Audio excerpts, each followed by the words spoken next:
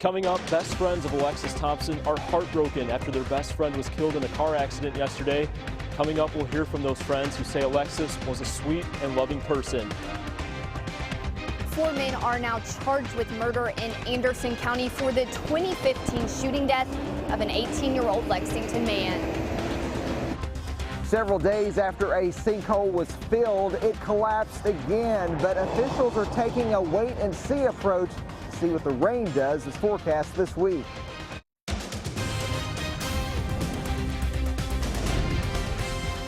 This is WKYT News at Noon.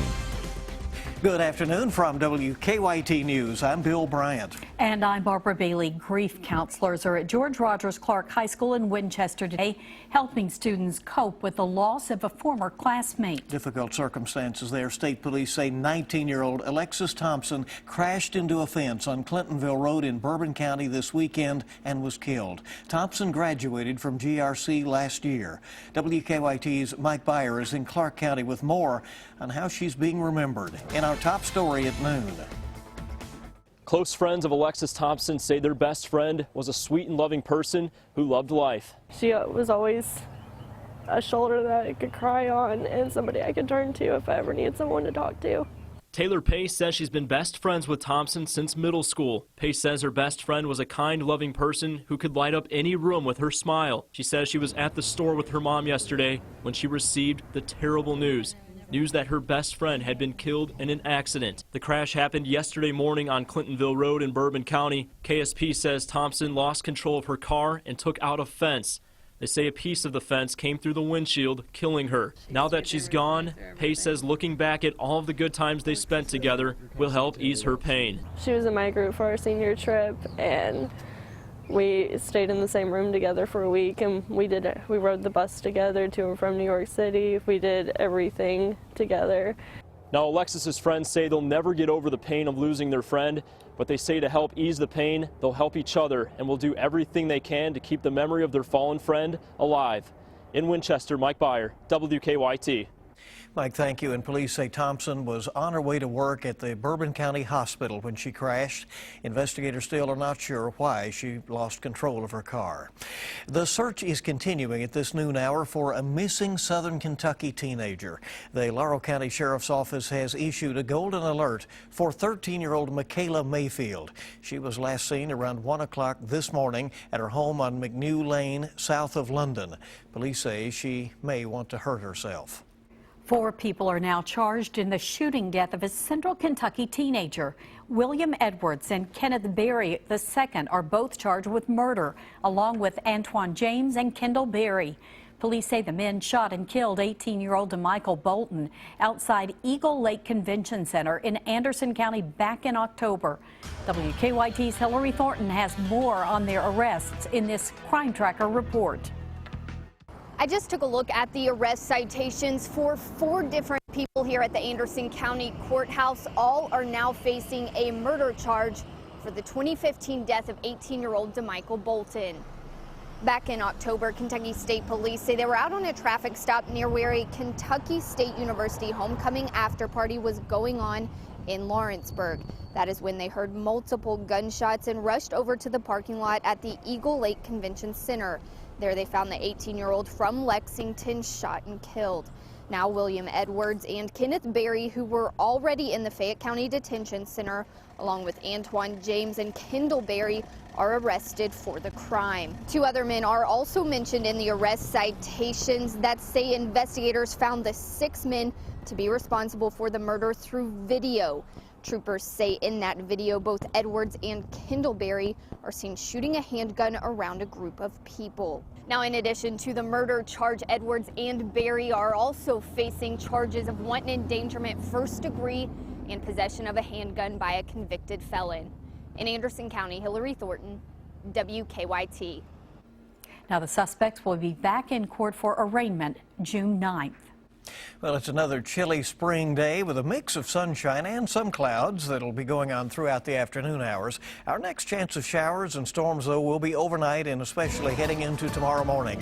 WKYT meteorologist Micah Harris is live in our First Alert Weather Center looking ahead. Yeah, it actually looks pretty good outside. I mean, like you were talking about, mixture of sun and clouds, that's about it the rest of the day. That's exactly what we're going to have. Temperatures in the lower 60s once we finish off in the afternoon, which isn't too bad, but that's still well below average by about 10 degrees. There's a shot out and about. We're in the mid-50s across the region. Some still right around 50 degrees like Jackson and Breathitt County. And then we finish off once again lower 60s. That's pretty much where we were yesterday is the way we're going to finish off today. However, we get off into the nighttime hours. That's when some rain moves on in. Right around that midnight hours when we start to see the first showers move on in.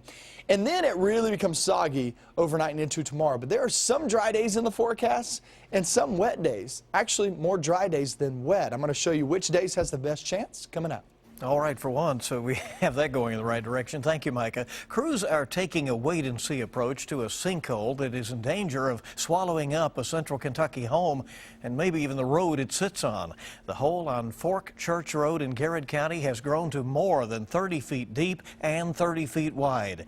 It was first sealed up on Friday, but it reopened over the weekend. WKYT's Phil Pendleton is in Lancaster with an update on the situation. Phil?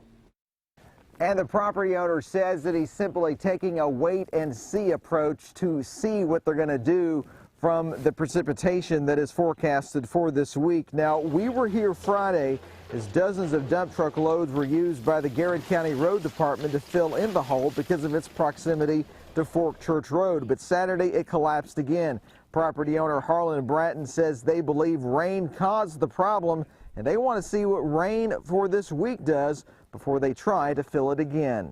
The road department and the judges out here this morning, they said they'd just hold out until see what happened when all this rain came. The family that lives here is staying put. Bratton says they are not worried about the situation. They do not feel like the sinkhole is going to grow anymore. The house is built on a concrete slab.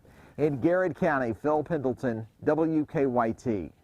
Phil, thank you. And the hole is several feet from the road, but Bratton says it is not any closer to the road than it was on Saturday. They're keeping a very close eye, obviously. It was an unforgettable field trip for some Central Kentucky high school students. Drug court, jail, and the coroner's office are just some of the stops that Berea Community High School students made as part of a program to teach them real-life lessons. Madison County's drug epidemic is even more reason that teacher Kathy Jones says it is important for students to see the consequences of their actions. I can teach it all day long in the classroom, and they just think, you know, that's just Miss Jones telling them. But when I can bring them out in the community and they can see that there are real consequences for behavior. Tonight on WKYT News at 6, our Miranda Combs travels with the students to get their reaction to seeing the inside of a jail and a morgue. Stark lessons. That is eye-opening, yes. Now we have a traffic alert to pass along here at midday. A busy road right in the heart of the University of Kentucky campus is shut down, and it's going to stay that way for at least the next couple of months. Crews closed Avenue of Champions between Lexington Avenue and South Limestone, while they continue construction on UK's new $200 million student center. The sidewalk on the north side of the street will stay open during that road closure. Well, Republican Donald Trump is on the offensive while Democrats Hillary Clinton and Bernie Sanders look for last-minute votes in Kentucky ahead of tomorrow's primary. We'll have the latest from the campaign trail coming up on Kentucky's #1 Midday News. Also ahead, Queen Elizabeth is celebrating her 90th birthday in style with a week of festivities. We'll have some highlights from the first night next on WKYT. Welcome back to WKYT News at noon. Republican Donald Trump is standing up to allegations he doesn't treat women well. While Hillary Clinton and Bernie Sanders are preparing to face off in Oregon as well as here in Kentucky, it's election eve for the primary as they battle for the Democratic presidential nomination. Craig Boswell has the latest from the campaign trail. Donald Trump is defending himself against accusations that he treats women poorly.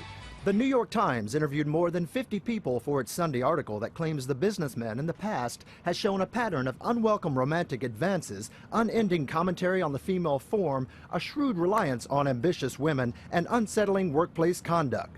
Trump responded on Twitter this morning, calling it a hit piece, and pointed to an interview with one of the people quoted in the article. They did take quotes from what I said, and they put a negative connotation on it. They spun it to where it appeared negative. These new allegations could cause Trump to have more problems with female voters. A recent poll shows 64% of women surveyed had an unfavorable view of the businessman.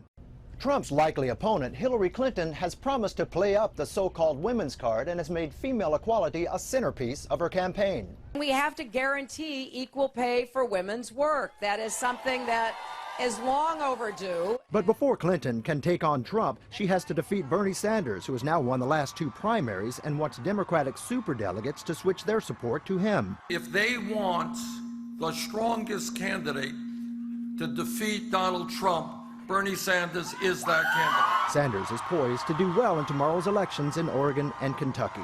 Craig Boswell, CBS News, the White House. And the Clinton camp thinks it will be competitive in Kentucky. And while Bernie Sanders is heading to Puerto Rico today, Hillary Clinton is campaigning in Kentucky for a second straight day. She is in Bowling Green at this noon hour, and she'll be back in Lexington this evening for a rally at Transylvania University. The doors open for that at 4:45 this afternoon. The event's set to start at 6:45. There are 60 delegates up for grabs in Kentucky tomorrow. 5 of them are superdelegates.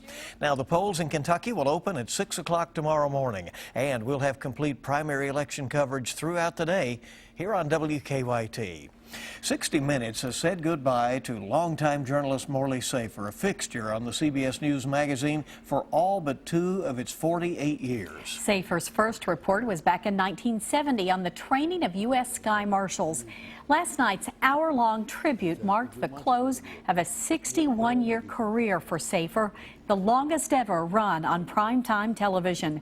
Now, during the show, Safer was described as tough, funny, intrepid, curious, and courageous, with reporting that ranged from the Cold War to cyberspace and from the Muppets to the Orient Express. He was the real deal. It really was. A good special last night on his career. It was fascinating. Well, a celebration fit for a queen at Windsor Castle. Queen Elizabeth II was joined in the royal box by her husband, Prince Philip, son, Prince Charles, and grandsons, Princes William and Harry, during her 90th birthday celebration last night.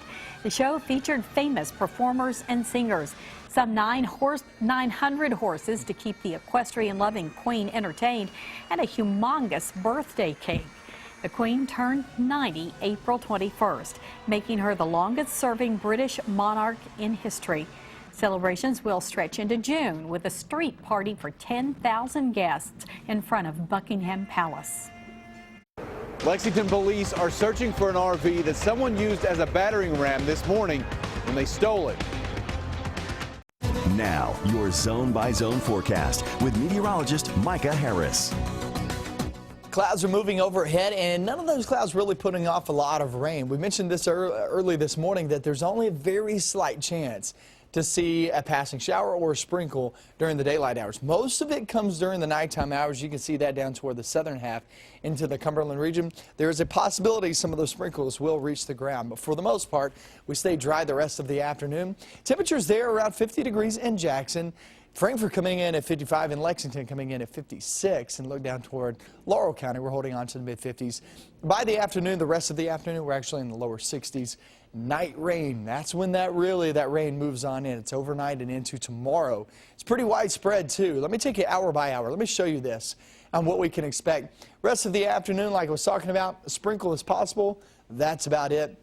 And then we head off into the night. Before midnight, I would expect anywhere from about 9 p.m. to about midnight, a couple of showers rolling through. Not a lot, but a couple of showers. Now watch this as we go throughout the night.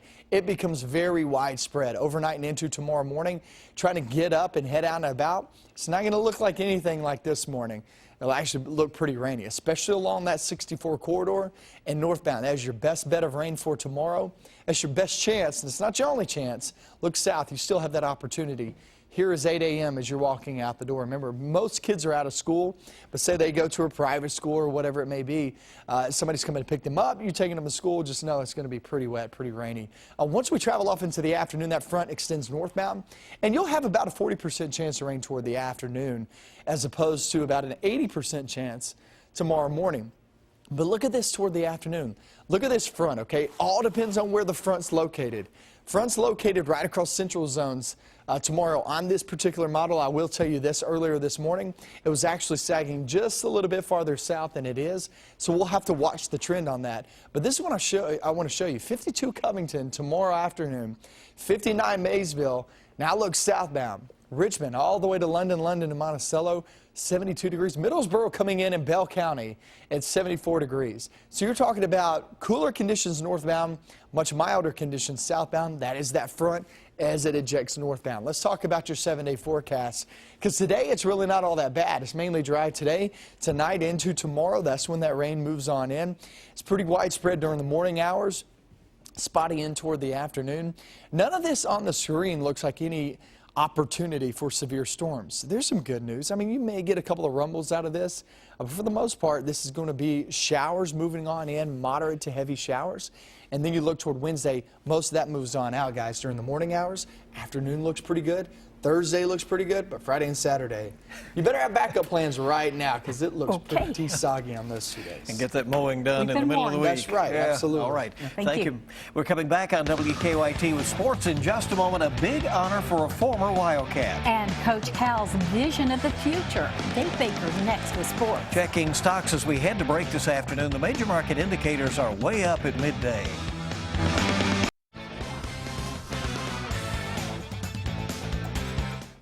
John Calipari is a prolific reader, and when he's not coaching, he's a prolific writer. And today he promised a kaboom, that's right, a kaboom moment on his website with a third part of what he called his vision for the UK program.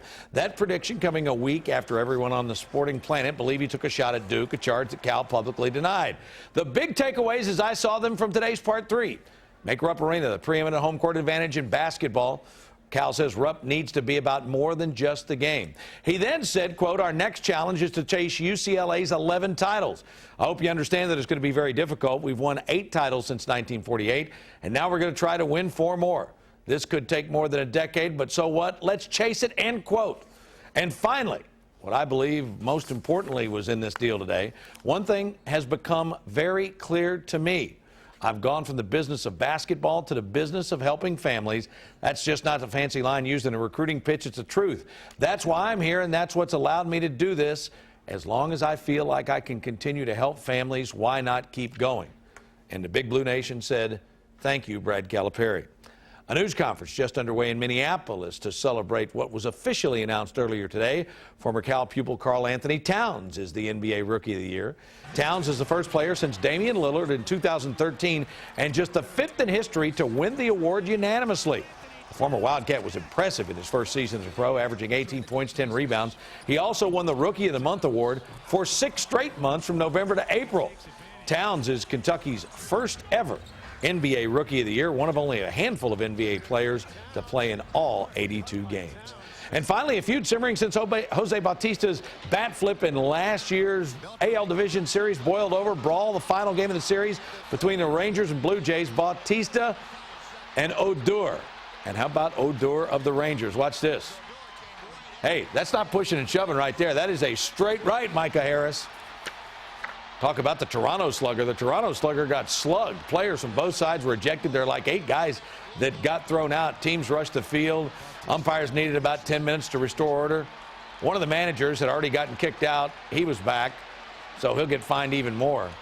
I mean, this thing is crazy. All kinds of discussion about whether or not it was in the, quote, unwritten rules of baseball. Tonight on the Big Blue Insider with Dick Gabriel, former UK assistant football coach Tony Franklin, who coached this year's #1 draft pick in the NFL. Cal's Jared Goff. That's at 6. That's Jared Goff, rather. at 6 on 630 WLAP. Much more on the manifesto coming up a little bit later, guys. But for now, let's look at sports on this Monday. All right, sounds good. Just being a little fancy there with Gerard, right? Yes, fancy. Okay. Keep it here on WKYT News. We are back with a lot more in our next half hour. A young boy is sharing his story of how a delicate procedure helped him cure his epilepsy. Coming up at 12:30, we'll explain why a woman who's accused of killing a Morehead State University graduate in a DUI crash is asking a judge to transfer her from a jail to a hospital. Tomorrow night's Mega Millions jackpot is $174 million, and Wednesday night's Powerball jackpot is $60 million.